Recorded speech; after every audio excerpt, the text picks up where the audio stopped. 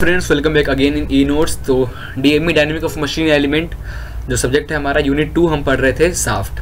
तो पार्ट 4 में हम डिस्कस करेंगे shaft subjected to axial load in addition to combined torsion and bending load. So shaft subjected to axial load in addition to combined torsion and bending load. तो इससे strength हमारी कैसे calculate होगी soft की, ठीक है। ये लास्ट हमारा जो 4 टॉपिक डिस्कस करना था वो ये लास्ट टॉपिक उससे रिलेटेड है, ठीक है। तो इसके लिए चलिए हम डायमीटर कैसे कैलकुलेट करेंगे, इसके लिए फॉर्मूला बनाते हैं। Now we know that bending equation, हम जानते हैं बेंडिंग इक्वेशन क्या होता है, m/i is equal to sigma b/y। ये तो हमें पता है, ओके। जैसे इससे पहले लेक्चर में हमने इसके बारे में डिस्कस किया था। Therefore sigma b is equal to my/i हो जाएगा, और m इंटू वाई की जगह पर हम dy/2 लिख सकते हैं अपॉन सॉलिड शाफ्ट के लिए i is equal to moment of inertia क्या हो जाएगा, π/64 इंटू d⁴ हो जाएगा। Therefore sigma b is equal to 32 m/πd³ आया। देख लिया कैसे आया।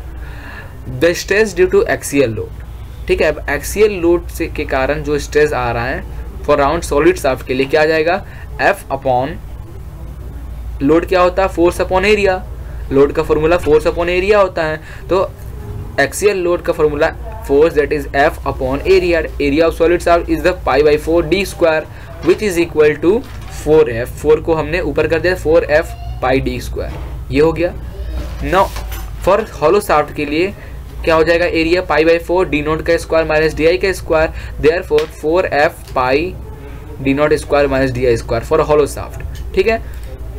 तो फॉर सॉलिड शाफ्ट के लिए हमारा एक्सियल लोड का फॉर्मूला ये बना, और फॉर हॉलो शाफ्ट के लिए एक्सियल लोड का फॉर्मूला हमारा ये बना। एक्सियल लोड आप P से डोनेट करें चाहे L से डोनेट कर लें, ठीक है। एक्सियल लोड या फिर PL से डोनेट कर लें या PA से डोनेट कर सकते, जिसे डिनोट करना है आपको उससे डिनोट कर लें, ठीक है। Therefore from this F is equal to πd² bracket 1 minus k², क्योंकि k is equal to di/d0 होता है। तो d0 यहाँ पे है, अगर आप कॉमन ले लें d0 स्क्वायर कॉमन ले लें तो आपका 1 माइनस di/d0 का स्क्वायर, तो di/d0 हो जाएगा k²। तो k² हो गया, d0 आपका बाहर हो गया, ठीक है। तो आपका ये बन जाएगा। Now the resultant stress for solid shaft, therefore the resultant stress of solid shaft, आपका जो बेंडिंग इक्वेशन से दो स्ट्रेस आया दैट इज सिग्मा बी कितना आया था 32 m/πd³ प्लस आपका जो एक्सियल लोड आया है वो फॉर सॉलिड शाफ्ट के लिए 4F/πd²। तो आपका रिजल्टेंट क्या हो जाएगा, आपका जो बेंडिंग से आया था प्लस जो एक्सियल लोड है दोनों को हमने ऐड कर दिया। तो इससे हमारा resultant stress for solid shaft के लिए हमारा आ जा रहा है 32πd³ m plus F/d/80², okay. Therefore, resultant shear stress is equal to 32 m'/πd³, where m' is the m plus Fd/8। m plus Fd/8 की जगह पर हम m' पुट कर दे रहे हैं। तो therefore जो हमारा इक्वेशन बन रहा है क्या हो रहा है, sigma 1 is equal to 32 m'/πd³, ठीक है। तो ये हमारा इक्विवेलेंट रिजल्टेंट स्ट्रेस का फॉर्मूला बन गया फॉर सॉलिड शाफ्ट के लिए। Now in case of hollow shaft, in case of hollow shaft के लिए क्या बन जाएगा, 32 m/πd0³ 1 माइनस k4 आया था हमारा बेंडिंग से, और जो हमारा लोड था वो था 4F/d0² 1 माइनस k²।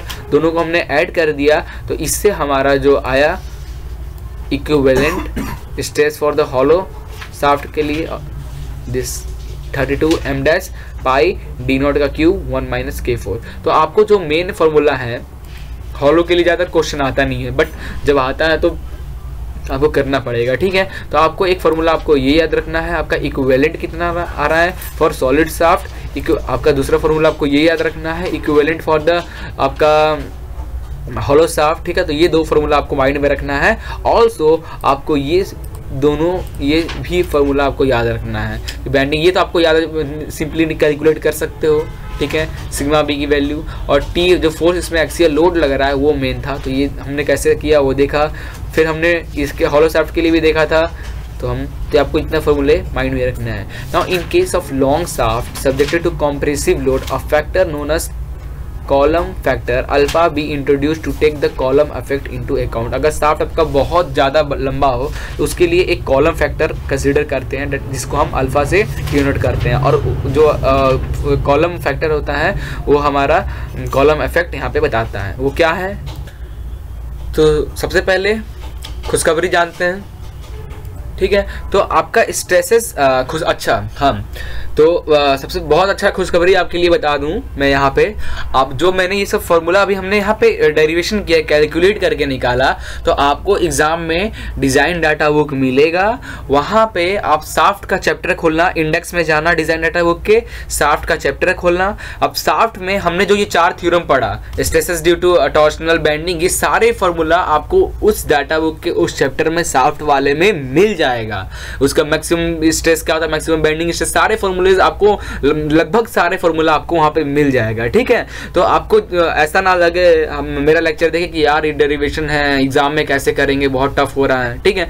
तो टफ कुछ नहीं है, आपको बस डिजाइन डाटा बुक देखने आना चाहिए, कैसे हमको डिजाइन डाटा बुक देखना है, ठीक है। तो एक स्पेशल लेक्चर मैं आपको उस पर बनाऊंगा कि कैसे हम डिजाइन डाटा बुक देखें। ये चैप्टर कंप्लीट करने के बाद हम शाफ्ट पे ही आपको करके दिखा दूंगा, ठीक है। बट सारे डिजाइन डाटा बुक में जो फॉर्मूला मैं आपको ये सब बता रहा हूँ, ये सब है मिलेगा, सारे डाटा बुक में नहीं मिलेगा। अलग अलग राइटर के अलग अलग डाटा बुक मिलता है, तो वहाँ पे नहीं मिलता है। तो जो मैं आपको बता दूं, जो मैं डाटा बुक यूज़ कर रहा हूँ वो के माधवन का यूज़ कर रहा हूँ, ठीक है। Design data book for mechanical engineering, that is के माधवन का मैं यूज़ कर रहा हूँ। उसमें लगभग मुझे मिल जा रहा है, बट कहीं कहीं कुछ इंपॉर्टेंट नहीं मिलते हैं, बट लगभग मिल जा रहे हैं, ठीक है। तो मैं आपके लिए स्पेशल लेक्चर बना दूंगा डिज़ाइन डाटा बुक कैसे देखते हैं उसके लिए, ठीक है। तो ओके, तो यहाँ पे हमने बात कर रहे थे, अगर शाफ्ट आपका बहुत ज़्यादा बड़ा हो तो वहाँ पे कॉलम कॉम्प्रेसिव लोड के लिए कॉलम फैक्टर हम यूज़ करते हैं अल्फा, ठीक है।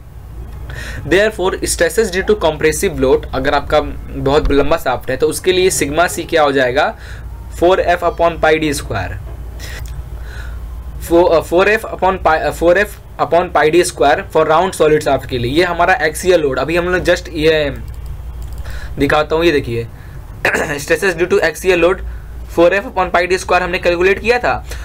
तो यहाँ पे वही 4f upon pi d square, सिर्फ उसमें अल्फा मल्टीप्लाई हो जा रहा है कॉलम फैक्टर, तो उससे हमारा stresses due to compressive load long solid shaft के लिए निकल गया।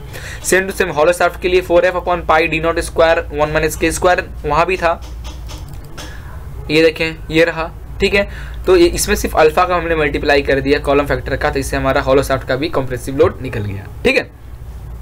अब बोलो क्या ये दोनों फॉर्मूला भी आपको उसमें डिजाइन डाटा बुक में मिलेगा? जी नहीं, बिल्कुल नहीं मिलेगा। हमने क्या किया, इसमें सिर्फ अल्फा का लोड हमने एक्चुअली लोड का फॉर्मूला जब मिल ही गया है तो उसमें हमें पता चाहिए कॉलम फैक्टर कब होता है, कैसे करेंगे तो कॉलम फैक्टर कब इंक्लूड होगा। तो हमने अल्फा इंटू किया तो हमारा आंसर आ गया। तो ये सब चीज़ नहीं दिया रहता छोटी मोटी, ये सब आपको पता होना चाहिए, ठीक है। ये मेन फॉर्मूला हो गया, ये सब आपको दिया रहेगा, ठीक है। ओके, अब जो हमारा कॉलम फैक्टर अल्फा था उसकी वैल्यू क्या होगी? तो फॉर कॉम्प्रेसिव लोड जो कॉलम फैक्टर अल्फा है उसकी वैल्यू होती है 1 अपॉन 1 माइनस 0.0044 L अपॉन के। तो ये हमारा कॉलम फैक्टर का अल्फा इज इक्वल टू इतना होता है L अपॉन के, ठीक है। This expression is used when the slenderness ratio L upon के क्या होता है, slenderness ratio is less than 115, ठीक है। ये फॉर्मूला हम तब यूज करेंगे, जो एक्सप्रेशन है ये एक्सप्रेशन जो alpha is equal to 1 upon 1 minus 0.004 L upon k, ये फॉर्मूला अल्फा कॉलम फैक्टर के लिए तब यूज़ करेंगे जब हमारा slenderness ratio means L upon k 115 से कम होगा। अगर slenderness ratio L upon k is more than 115 से ज़्यादा हुआ, then the value of column factor alpha हम ये कंसिडर करेंगे। क्या है हमारा sigma y, alpha is equal to sigma y L upon k का whole square upon C pi square E, where L क्या है हमारा length of the shaft between the bearing, K क्या है हमारा least radius of gyration, K is the least radius of gyration, sigma y is the compressive yield point stress and C is the coefficient in Euler's formula, ठीक है। Coefficient in Euler's formula depend on the end condition. आपका end condition कैसा है, end condition shaft पे shaft लगा हुआ आपके एक तरफ से फिक्स है, दूसरी तरफ आपका ओपन है या दोनों तरफ से फिक्स्ड है, ये अपना एंड कंडीशन होता है। नाउ सी की वैल्यू कैसे कंसीडर करते हैं हम? सी की वैल्यू कंसीडर करते हैं if c is equal to 1 आप ले रहे हो फॉर हिंज एंड, आपका अगर एंड हिंज्ड है तब आप सी इज इक्वल टू 1 लोगे। फॉर फिक्स एंड, दोनों एंड फिक्स है, आपका जो एंड है वो फिक्स है तो उसके लिए सी की वैल्यू लोगे 2.25। और अगर आपका एंड डेट आर परमानेंटली क्या लिखा है, रेस्टेंड एज इन बेयरिंग, ठीक है, बेयरिंग से फिट है, देन आप सी इज इक्वल टू 1.6 लोगे।